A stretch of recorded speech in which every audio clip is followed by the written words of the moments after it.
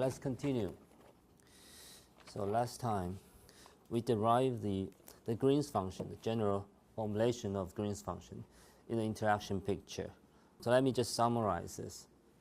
So today we will start from this general Green's function formulation and start to do perturbation in the presence of interactions.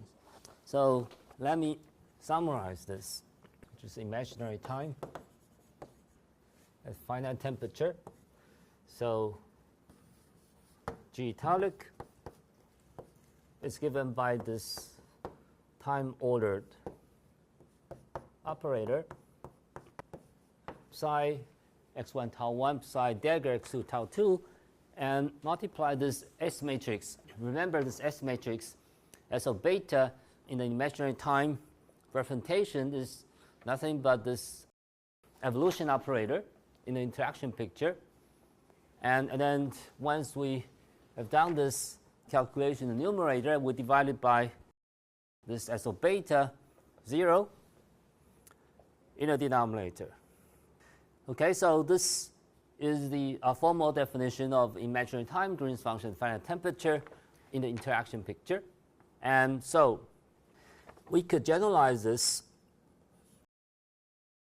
This is a so-called two-point Green's function or two-point correlation function because it links two different coordinates in space and time, but we could generalize this to two-body interactions, right? Or four operator correlation functions. So for example, if we keep generalizing this definition, we could calculate the correlation between a pair of particles, namely the interaction between a pair of, say, electrons. For example, in the Coulomb interaction as an example, and it involves four operators, two creation and two destruction. Okay, so, and this is the direct generalization of this, the simplest possible Green's function, which is a single particle Green's function or two-point correlation function. But we could, again, use the same definition to study correlation between a pair of particles. So psi 1, psi 2 are two different particles, but then we can consider simultaneously that these two particles, psi 1, psi 2, interact with another, and through this interaction potential, and then later on these two particles become the other two different particles, psi 3 and psi 4, and the correlation between a pair of, say, particles could be evaluated in a similar way. So, and you could generalize this to n particle correlation functions. Okay, and this is a very good starting point because we start from single particle correlation and we could generalize it to many particle correlations. Okay, so and this is what we need. Okay, and but later we will demonstrate that even though this is something horrible to be computed, but we could decompose this many particle Green's function in terms of the product of the single particle Green's function. So this many particle Green's functions is actually a function of a product of many different single particle Green's function. Okay, so and this is the power of this imaginary time Green's functions because we are able to evaluate any number of particles and their correlations by this kind of so-called Wick contraction or decomposition of many particle Green's function in terms of the product of single particle Green's function. So single particle Green's function is the most fundamental quantity that we need to calculate, and we can build all these many particle Green's functions based on this results of a single particle Green's functions. So this is our strategy, and let's just do it in a perturbative way. And there's a very useful theorem called the Wick theorem, which can do the job, meaning by applying the Wick theorem, we are able to decompose this many particle Green's function in terms of the product of single particle Green's function. So let's just see how it goes. So let's just start to define our problem. So the Green's functions are written in terms of this real space and imaginary time degrees of freedom.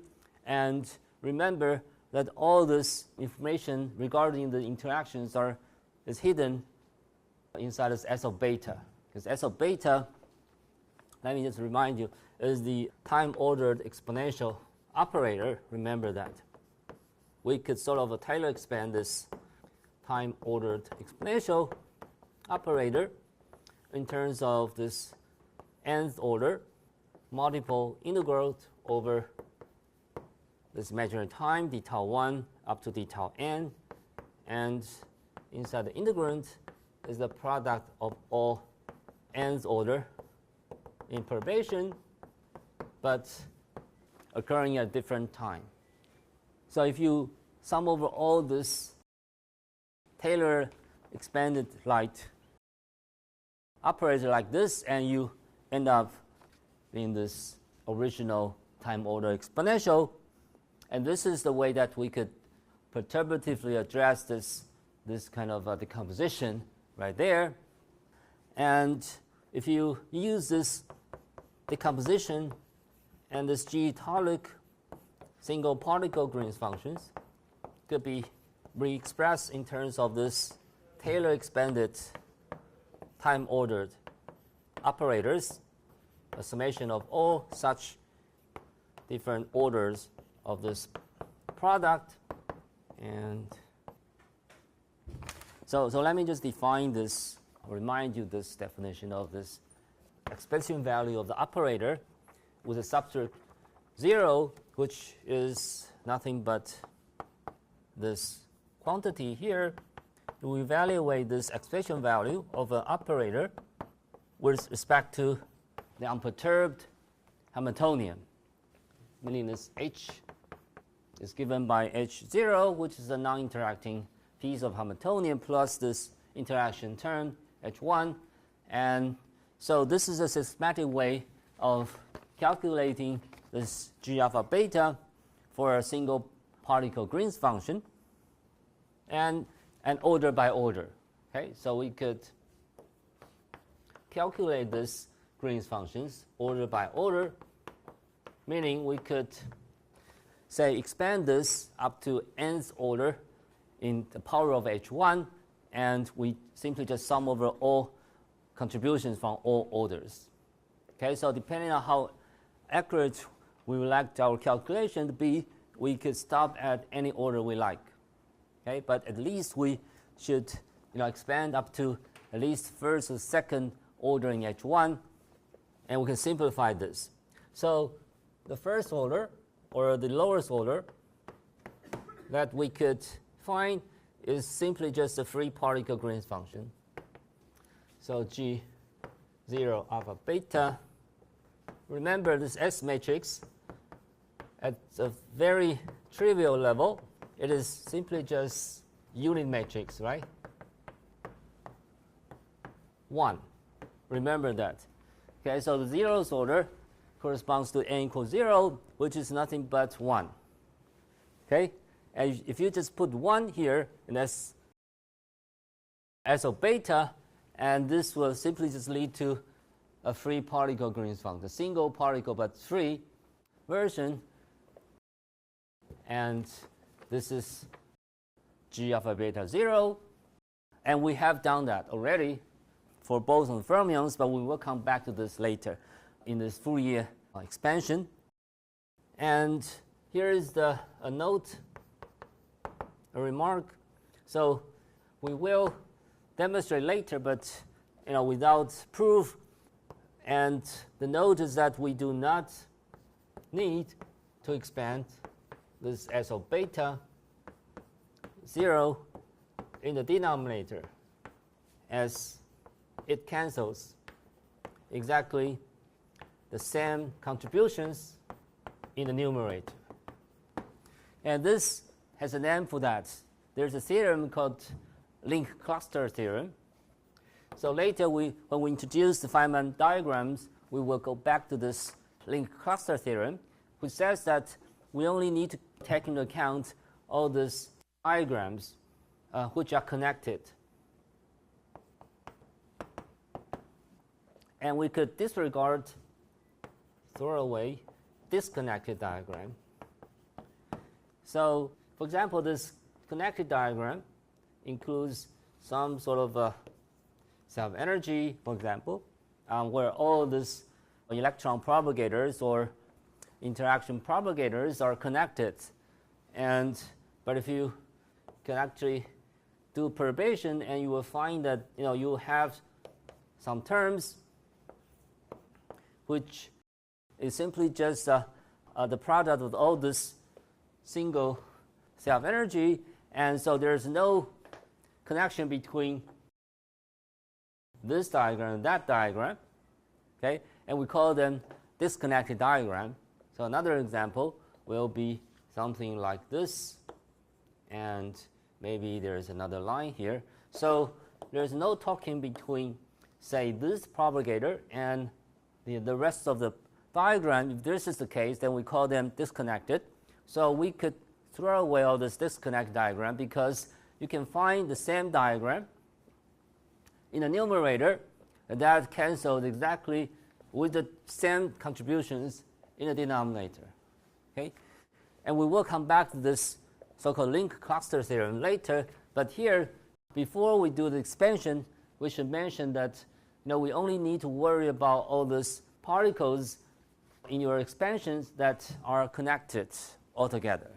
Okay, so if they are sort of unrelated with each other, say between these two groups of particles, then we don't count these contributions, because there's a term in the denominator that will cancel exactly with the same term in the numerator. So, and we will see later that this kind of expansion allows us to, order by order, to calculate the interaction that is contributed to this Green's function up to nth order interaction. Okay, so let's take a short break. When we come back, we will continue going through this derivation and to introduce the Wick theorem to simplify this expansion. And you could check this general formulation in the major textbooks, including Flansburg and Lec09 and Nagler and Oland. Okay, so these equations and formulations are everywhere in those books. Okay, so let's continue. As I mentioned, this H1 is the interaction term, which involves the interaction between or among many particles, such as fermions or bosons. For example, in the Coulomb interacting system, this H1 is nothing but interaction between two electrons, right? Through photons in the second quantized formulation. And you also know that in this electron-phonon coupled system, electron can actually interact with the lattice vibration or phonon through this electron-phonon coupling. So one electron actually come in, and it actually goes out, and by exchanging the energy and momentum of a phonon. Okay, so these are the examples of H1, which we will discuss later. So the H1 is nothing but the product of a few of electron or boson operators. Okay, so this phi represents the boson, psi's are, say, electrons. So, and remember that in the Taylor expansion of our Green's function up to nth order, so you have n such a H1 term, right? And for a single particle Green's function, you have psi dagger, but you have n powers in H1 that are multiplied together with this psi dagger. So, but each of H1 is nothing but a product of several of few psi dagger or phi, and so altogether it's nothing but a product of many single particle operators, both fermi and bosons, inside this time ordered operation, right? As a result, the things that you need to calculate is just calculation of the product of many particle operators, and evaluate it the expression value with respect to this non-perturbed Hamiltonian H0, and you put time ordered all these operators. Okay, so imagine you have many terms like this. Maybe at zeroth order you have just 2 operators side by side dagger, but the first order you may have 4 operators and so on and so forth. So eventually, the number of operators inside this time ordered operation is actually exploding. So you need to find a way to simplify this calculation. Okay, the way to simplify this calculation is what I just defined, the Wick theorem. But before that, let's just try to evaluate this thing. Okay, so how do we evaluate this thing? Well, we know very well the G0 in this Fourier representation, say G0k multiple frequency I omega, right, for boson fermions. And then we could try to Fourier transform all those operators, single particle operators, in k space or in omega space. And then we try to use Wick theorem to simplify this complicated product inside this excitation value. So to evaluate this thing, we need to Fourier transform this psi psi dagger, and then use what we have learned, G0k omega n, and we could simplify this. So let me just define this Fourier decomposition. So we can partially Fourier decompose the single particle operator in gk tau before we decompose it further to multiple frequency. Right? So we have defined this Fourier transformation of a single destruction and creation of a fermion operator. And here NA dagger refers to the operator, single particle operators in k tau space. And we associate these Fourier coefficients are written in this exponential form. And there's a different sign in this Fourier coefficient between psi and psi dagger. So we could simply just plug in this Fourier decomposition back to this complicated product of many single particle operator inside this time ordered operation. So we will have this kind of product when we plug in this Fourier representation of all this single particle operator. And right. So this is just for example that if you simply just plug in this psi dagger back to this time ordered of many single particle operators, you may have this. But of course, there are many other terms that I omitted here. But you could try to organize these terms in terms of 2 types. And first type is this. And the second term has this form. So remember, when you plug in this Fourier decomposition of this single particle, this sum, this momentum sum p is actually independent from one to another. So you should label this all different momentum in the different momentum variables, such as p1, p2, or p1 prime, p2 prime, and so on. So you will find that there are 2 types of terms that you could realize. One is when this p2 is not the same as p1. Of course, p2 and p1 are independent from each other, but when you sum over all these momentum variables, p2 is actually allowed to be different from p1, or p2 is the same as p1. Okay, so when p2 is not the same as p1, you get this term, type A term, which is allowed. But when p2 is the same as p1, or when you simply just consider any 2 momentum variables to be the same momentum, and then you put it in the form that you simultaneously destroy 2 particles with the same quantum number p1, and this is certainly 0.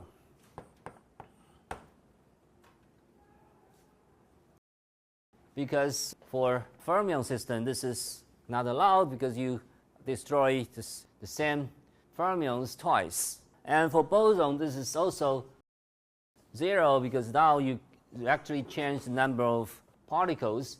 And in the thermodynamic limit, this term vanishes, because when you do so, you actually have extra 1 over volume here in the prefactor, because you deliberately make P1 variable the same as P2, so that this sum over P1 and P2 actually reduces to only single summation over P1. Okay, so if you do so, then you'll find that there is an extra factor of 1 over volume here, which certainly vanishes in the thermodynamic limit. So we will consider only the type A term, where all the variables are not the same. So P1 is not the same as P2 and so on and so forth. So you should sum over all independent degrees of freedom. So with that in mind, let's take a short break. When we come back, we formally introduce this Wick contraction theorem, which allows us to simplify all this complicated product of single particle operators, and we could decompose those product in terms of single particle Green's functions, unperturbed version. Is everything clear?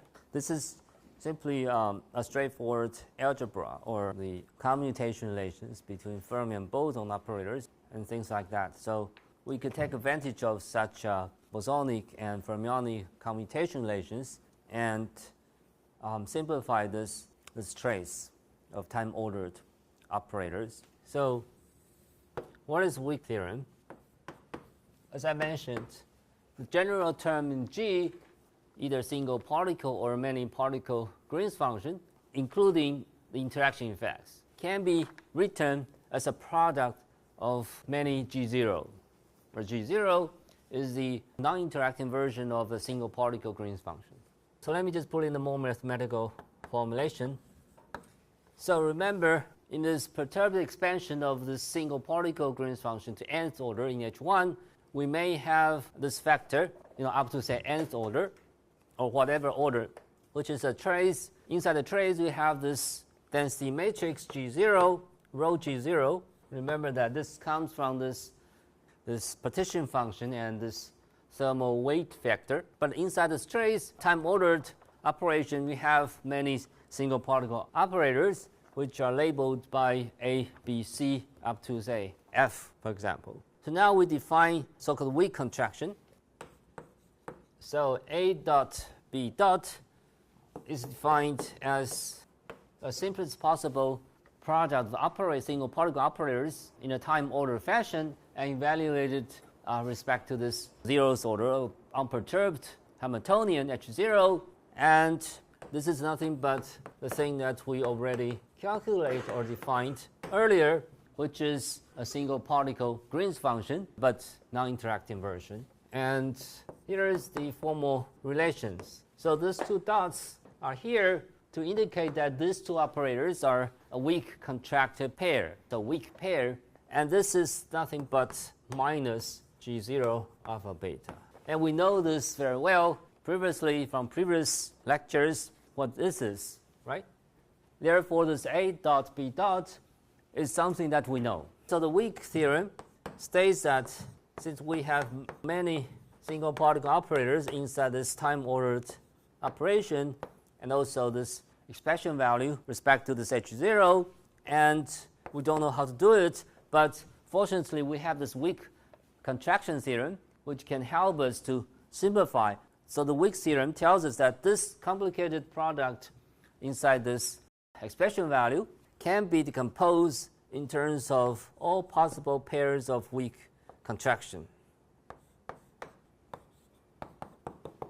So, which says that this complicated object that we want to compute is given by all possible Wick pairs inside this product, and we sum over all possible Wick contractions.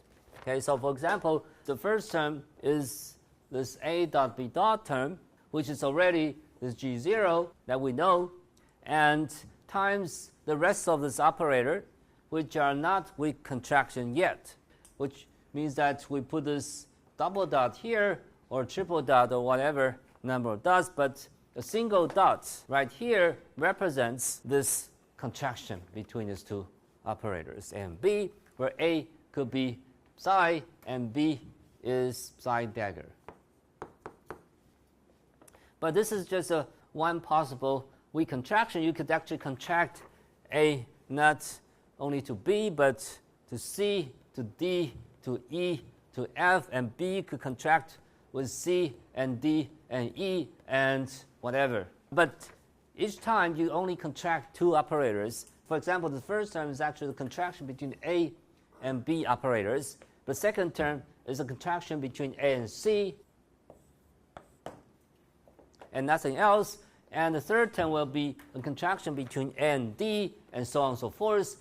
So for each contraction, there's a single term right there, and you need to sum over all possible weak contraction terms, and this will be the final answer to that term on the left-hand side of the equation, which you don't know how to do it. Okay, so this is a way that we could decompose this complicated object in terms of what we know. But this is not yet done, because you simply just contract this A and B, but there are many other operators that are not yet contracted, and you could actually continue doing this with contraction.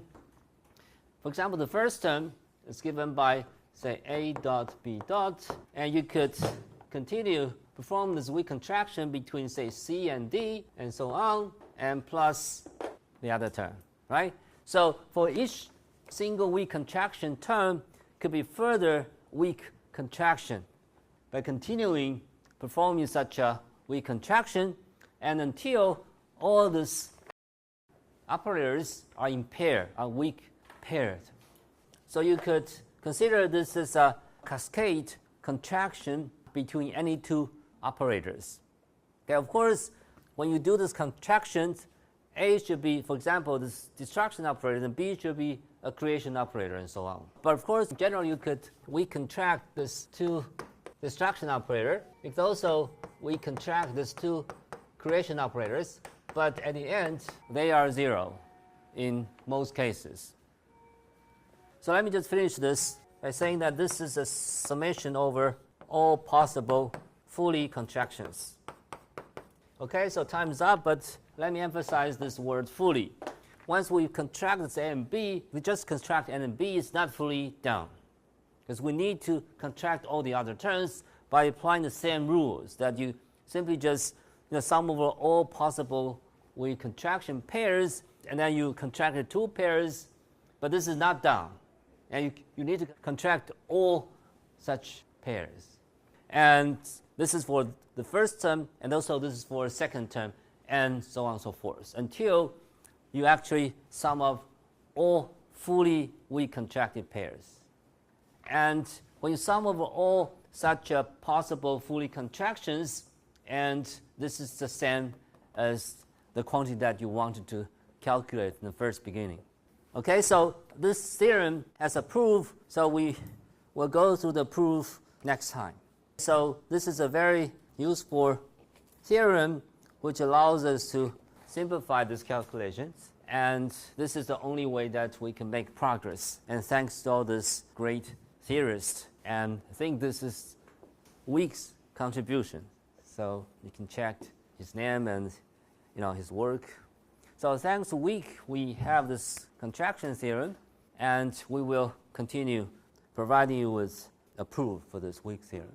Okay, so that's all for today, and I'll see you tomorrow.